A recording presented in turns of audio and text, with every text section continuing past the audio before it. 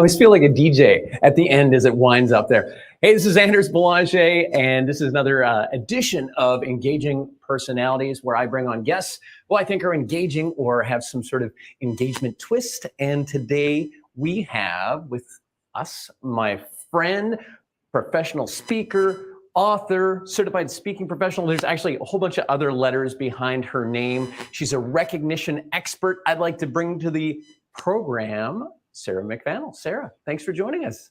Thank you. I brought my most engaging shirt to the table today.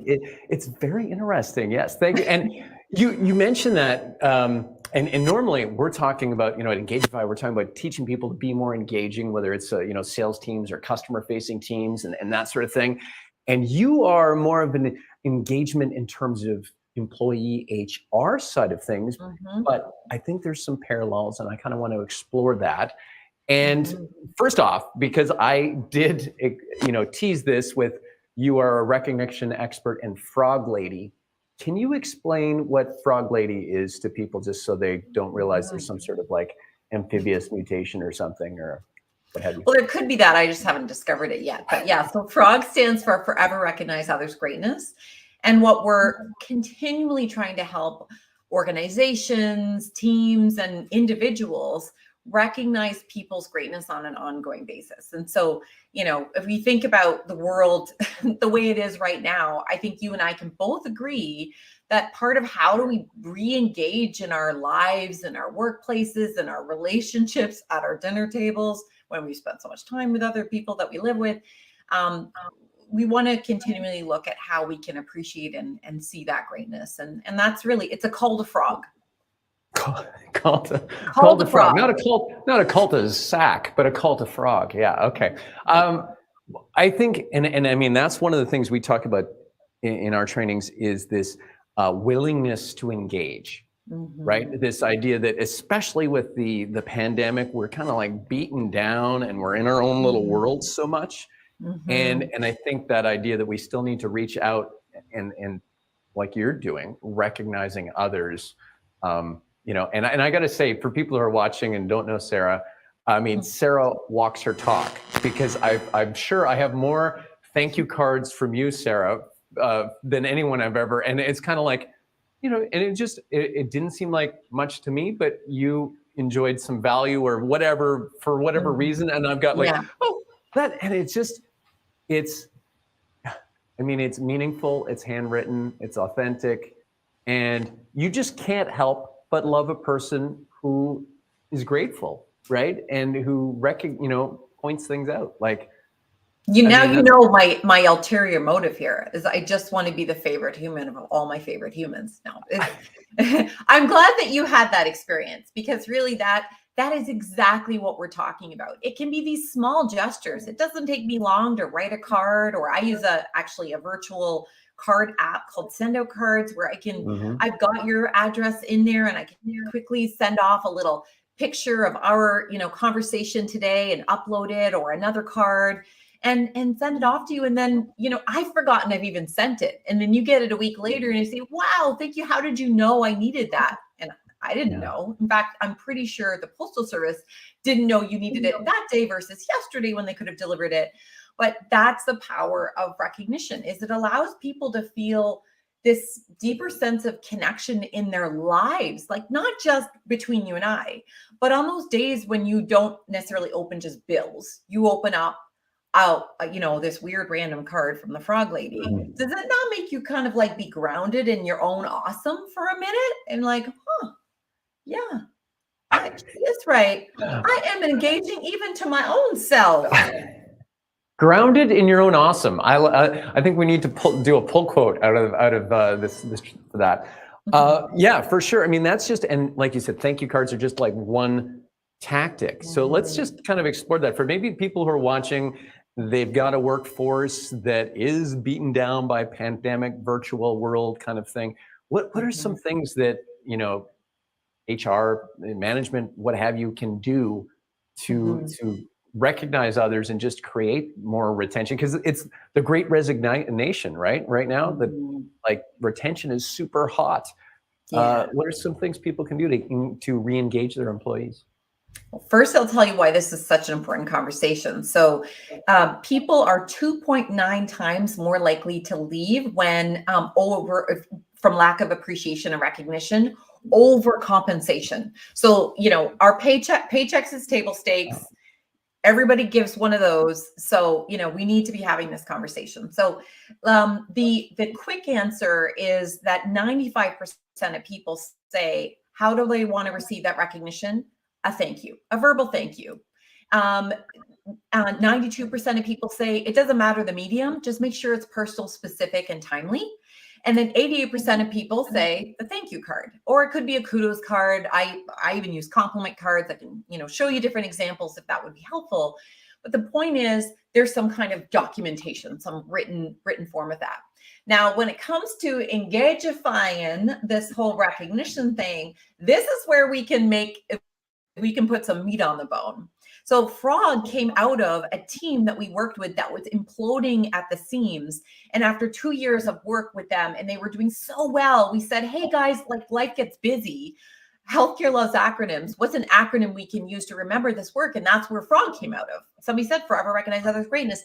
And they transformed their work area into like the equivalent of a super clean, hygienic frog bog.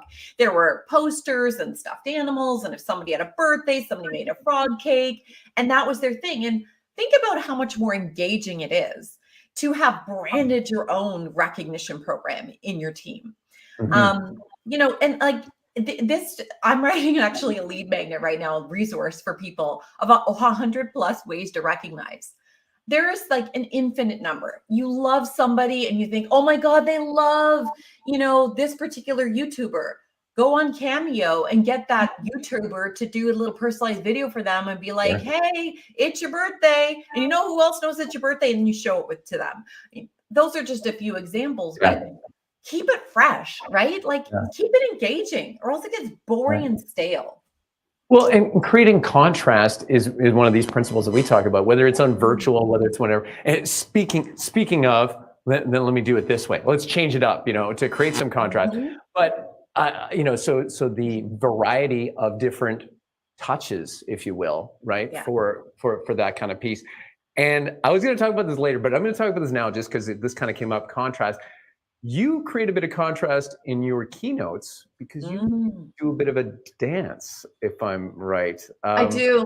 How did that come about? Like, I mean, obviously you're a dancer, but tell us about that. Yeah, not necessarily a good one. I did dancing as a kid and then, promptly left it for 25 years. And it's always going to be amazing if you get back into dance at 40. I mean, there's really nothing wrong with that plan. It's super flawless.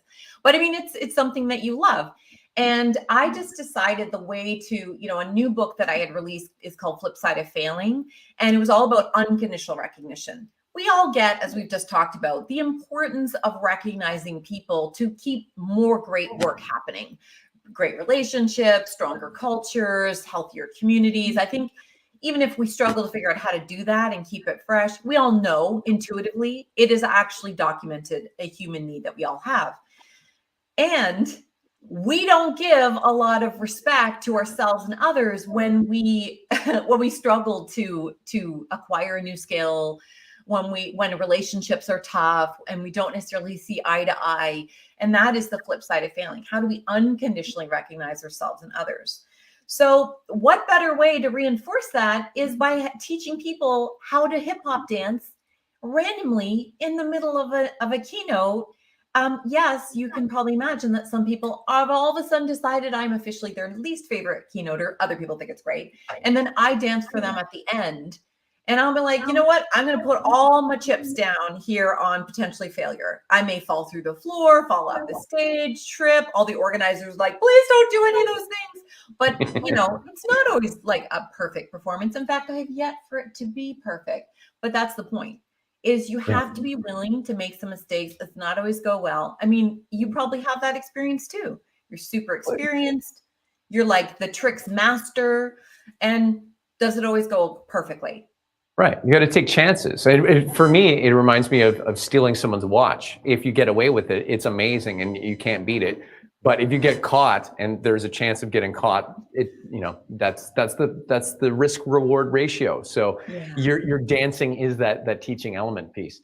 So, Sarah, while we're talking about flip side of failing, what, from your book, from your kind of, I don't know if you call it research or your examples, in your book, what are some takeaways that, you could share with companies who might be struggling, whether it's pandemic related or what have you, that have experienced, failure? What is there something that you might share? Yeah, absolutely. The book was based on, just to speak to that first point, it was grounded theory research. We went out and we interviewed, this was probably years ago now, amazing Canadians, from Everest climbers to Olympians and Paralympians and 3M scholars, award-winning speakers like, what you and I do for a living, but also people who have recovered from really terrible things, like they were incarcerated and went on to create charities, and eating disorders, and now they're healthy and they have their own children. And as I just sent an interview to my daughter, who's writing a paper on people who are living through the 60s scoop today, what that was like. We even have an Indigenous leader who was in the residential school system. So what can we possibly learn by such a diverse group of Canadians that have all had their own experiences with failure and yet have come out to thrive on the other side of it? And that is that failure is expected. So what I encourage all of us to be thinking about is, yes, this is a moment in time of great crisis, of tragedy, of pain, of strain. We have a war happening that has just broken out. We have mental health issues that are higher, even as our pandemic is moving into an endemic. We've got many people who are still experiencing the long tail strains of that. It's not like it's just a COVID thing.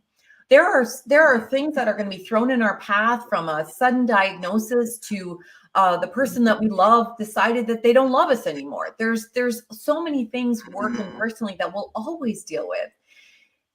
It's about developing failure resiliency muscles through the multitude of things we've been through. So companies, to answer your question, Anders, what can we advice we can give to companies? Lean into the failures and the struggles that you as a company have had, that your leadership team has had, by never having truly the right answers. It was impossible. Nobody took a leadership course on managing through a pandemic. If that existed, everybody, would have been fine, right? So look at what didn't work and what is helpful now that you can start to perhaps build it into your understanding about how you're going to handle things differently next time, and celebrate what worked despite all the obstacles. In fact, if anything, it gives permission to people to say, you know what? Well, we didn't know this yesterday. Now that we know it, we can do better with that now. So, and shouldn't that always be our philosophy? Like, you learned that through your work, right? You didn't know how to do that trick quite as consistently. Now you feel comfortable doing it. You're going to build it into your work with clients. Yeah, no, for sure. Wayne Lee's watching, a colleague of ours. So thanks, Wayne. Nice seeing you here. Thanks for sharing that, Sarah. So yeah, it's, it is the classic, like you just said, lean into it. It's, you never know what you're going to experience. Learn from it, move on, take those. It really reminds me when you started talking about it, the different individuals, the incarcerations, the different things. I think we both saw Rick Hansen speak in Vancouver a few years back.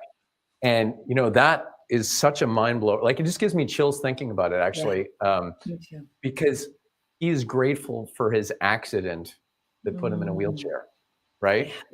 Because it enabled him to do the Man in Motion tour, raise all that money for spinal cord research. Like, it's just amazing how much he leaned into his challenge, failure, what have you, right? Like that accident. I'm starting to think about that. And he's a powerful speaker too. So why throw away the gift of that strain? Like, if you had to go through the pain, don't frame it as strain, frame it as like the insight that you can get from that. It's like, it's throwing away a life lesson. How many times did we as a teenager, you may have been a great teenager. I might have done some things that I'm glad that my parents have forgotten about. But anyway, the point is, why go through all of that if you don't come out into your adulting journey having better sense as to what do I want to do? What choices do I want to make? We've all been through periods of our life that we learn from it, and we make conscious choices to do differently, better, whatever.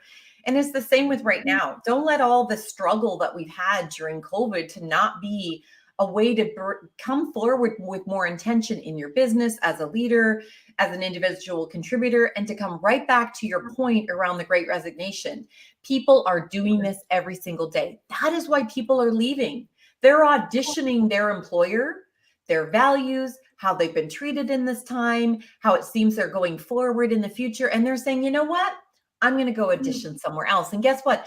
I use the word audition very carefully, or very specifically, because when they're in an interview, they're sitting there auditioning you. The tables have turned. You are no longer in the business of hiring staff. You're in the business of earning them. So like the status is different, right? Like it's the idea, instead of the, employer going, well, what do you got there? Right. It's the other way around now. Yeah. And that's an aha too, right? That it has to be a mutually beneficial fit. So continue. Sorry, I interrupted, but like that shift is a mental shift that companies must be having to adjust to right now. I love that. Pattern interrupted. And may I just say, why did we not interrupt the pattern beforehand, right? Like, it's kind of like so much of the work that you do is based on we don't perhaps attend, or can't possibly notice everything in our environment. And it's the same with companies. We can't possibly notice all the things. It's like the COVID lowered the waterline and all kinds of things. Now it's lowered. We can't unsee some of the things. However, how many people are actually moving forward to address those things that now they can't unsee? So we need this pattern interruption. Again, don't let it be for nothing. Let it reform and re-energize your recruitment process. Now they talk about, instead of exit interviews, stay interviews. Throw out the exit interviews, start doing stay interviews. Why do you stay? Why do you choose to work here? Why are we still the place that you would pick? In pattern interrupt the things that aren't working. If it's not giving you good data, if it's not keeping great people, out the door, fix it. And that's how you're going to be able to have a thriving organization versus just surviving. And I think you nailed the nail on the head with the Did I nail the nail on the head? You nailed the nail. I'm not saying that right. The fact that this, that constantly re-engaging, whether it is someone's attention or whether it is someone's, engagement with their work, their devotion to their work. We put so much of our lives into our work. And so how do you change that up so that people, want to be there and you're focused on them? And that's another principle we teach, is you focused, right? And I really think that goes to the heart of the recognition, is you're making it about them. That's what's everyone's favorite radio station? What's in it for me? WIIFM, right? And then they feel that. You're spiking dopamine with the rewards that you're giving them, just like you would in other attention grabbing techniques, right? You're making them feel wanted and all of those things. So there's a lot there. There's a lot to unpack. Let me just ask you this. I'm going to kind of step back a little bit. How did you become a recognition expert? How did this all start, Sarah? I talk about needing a pattern interrupt. My teams and I would end up going in and trying to help teams that were imploding at the seams. And we tried all the things that we would learn in organizational development and IO psychology, industrial organizational psychology. And it didn't really seem like things would necessarily stick for very long. They might be okay while we were there, right? That Hawthorne effect, while we were paying attention and we were working hard and we could reinforce the behavior, things were working well. However, how do we make it so sustainable that they don't need us anymore? I mean, besides the fact that's just a practical consideration, you can't possibly have your own assigned organizational development person, but we genuinely wanted to help and not hurt. In some cases, people got their hopes up and then we left and things got, they felt even worse because it, went back to the way it was, if not, fell apart even further. And what we learned quite by accident was that when we started with the foundation of recognition, everything got easier because it naturally pulls up the other things. We're communicating more because we're expressing acknowledgement. We're problem solving and finding solutions because we have to find a way to keep this going consistently. So it's almost like life imitates art, the process of building in recognition into the culture allowed for more sort of team-oriented behaviors, more collaboration, and so forth. And also what we realized when we went back and studied it was an engagement survey company, Metrics at Work, when we're writing our first book, Forever Recognize Others' Greatness, we wanted to put some data behind what we were finding through this research. And what we found is there's a huge statistically significant difference in teams with low satisfaction with recognition and those with high when it comes to overall engagement, obviously, but also continuous improvement, innovation, intention to stay, trust the organization, satisfaction with leadership, that last one being the number one people give for why they've left an organization. So quite by accident, we realized that recognition was essential. So when I left, I actually left my role not planned. I didn't plan to. My son had a very serious mental health crisis. So there's a life interruption, a pattern interruption. And I would have never, left my job at that point in my career had it not been for that, because it was, there was a particular career path I was on, but it was the best. It was just like you were saying with Mark, it was the most important thing that ever happened for our family, because we had to get really clear what is most important. And that was us. And recognition was a key way that we kept our family whole and kept it going while our son's mental health was still in crisis, and while we decided to completely flunk our life and rebuild it from scratch. And so as I'm in this new world and I've left my corporate leadership role and we're in a new community and the kids are in a new school and my husband's now commuting farther for work, and here I am launching my business as a speaker and as a trainer and a consultant. I tried lots of different things. I'm interested in lots of different things. I'm trying lots of different things, but it always came back to recognition. Same thing as what I found. Sometimes we take a few times to learn the same lesson. Same thing as what I found working in corporate was helping teams in my private practice. Was when the foundation of recognition was there, everything we were doing got easier, whether it was communication or reducing bullying, instability, and so forth. So that was the beginning of, I shouldn't say the beginning of Frog. This was the connection that this is what I was meant to do. That's how your brand kind of came together, and that like special expertise really consolidated. Is that okay? Yeah. When you were talking about, companies and measuring the level of engagement and also auditioning, like you said, auditioning that piece. One of the things that I've seen, and this is just from some of my experience dealing with some of the tech companies that we work with, is a customer value proposition, not customer, employee value proposition, which is such a neat thing to look at your employees as internal customers, right? Like what's the buy-in for them, right? And going back to that, what's in it for me, making it about them.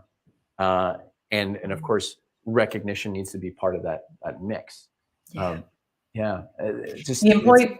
It's definitely big. I mean, I would love to hear more about what you have noticed and experienced with the work that you've done, because the employee value proposition is a huge thing that we're talking about now in the age of the employee experience, and to address the great resignation. So, tell us a little bit about that employee value proposition, what that looks like when people are doing it well, and what are your spidey senses when you tell, I don't know if it's an EVP situation around here. What do you notice? Well, the one of the companies I work with, what I was doing was I was actually doing a show for all the HR leaders, a magic show, a message integrated magic show, kind of like what we do at trade shows, and we do it virtually. And this was virtually, where I had to communicate the value proposition of the employee value proposition. So it's normally I'm talking about the company selling to customers, and this was actually selling the value proposition to the HR leaders to remind them to fully embrace these, right? So it's not just, oh yeah, we've got these things in a brochure, we do all this stuff, but to live it, right? And so part of that was a charitable piece, was that they would match, donations to the charity of your choice. And so there was kind of like, what's important to me is important to my employer too. You know what I mean? And you kind of get that alignment, there. There's a piece on education, right? And continuous education is going through and supporting people, in their career journey, right? Mm-hmm. And that sort of thing. So there was a bunch of different, well, there's maybe five or six different pieces.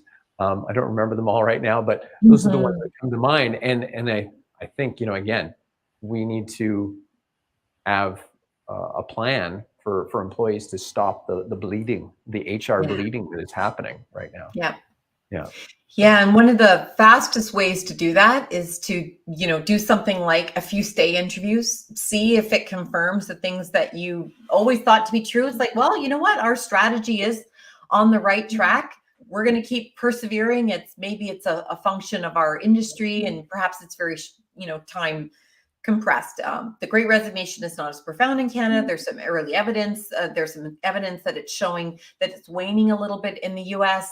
However, never miss an opportunity to improve. So if you really want to dig into this, or folks who are watching, look at Gallup's 7 phases of the employee experience. And in fact, one of them right in the middle is engagement. And I actually would say that engage phase, here we are back to engage, right, Anders? Thanks for tying it in. Tying it in, engage. And why it's so powerful is that actually engage phase, it shows up as 1 in that model, but I actually would say it's 3.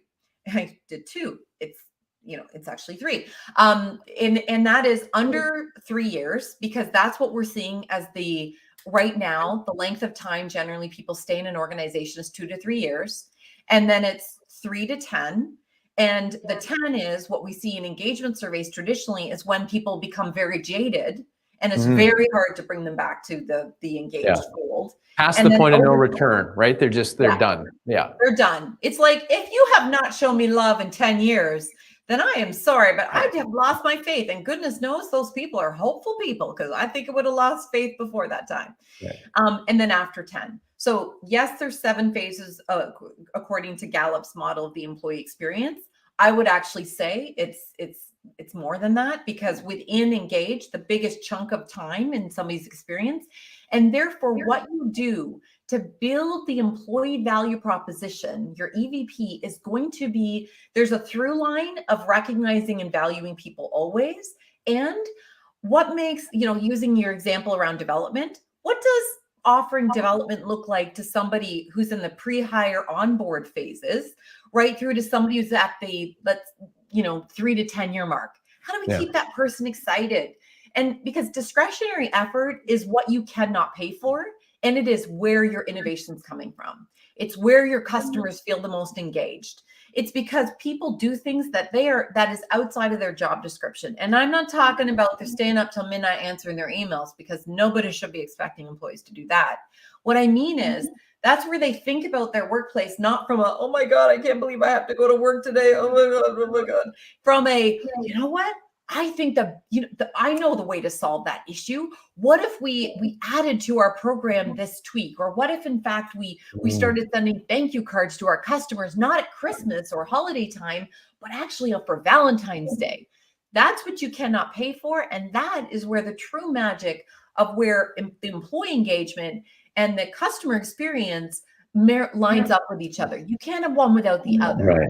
Yeah, it reminds me of the Kaizen principle that, in Japan, they would implement so many suggestions that it made people want to give more suggestions. But if you work at a company that the suggestions are like, yeah, whatever, then you don't feel, valued, because, none of those suggestions become anything.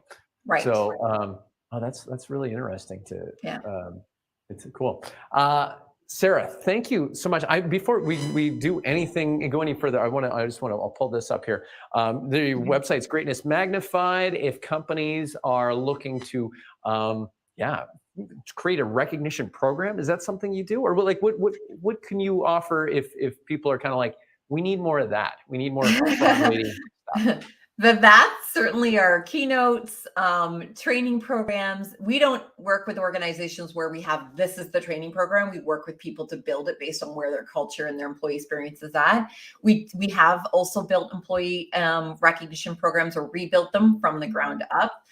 And then I'm also a coach too. So do a little bit of coaching now. I don't have a ton of clients at the moment, because we're so busy, supporting organizations with their their commitment to addressing the Great Resignation. But yes, we have members of our team that do all of those things. Good. Well, thank you so much for being on my LinkedIn Live, Facebook Live Thanks here. for having me.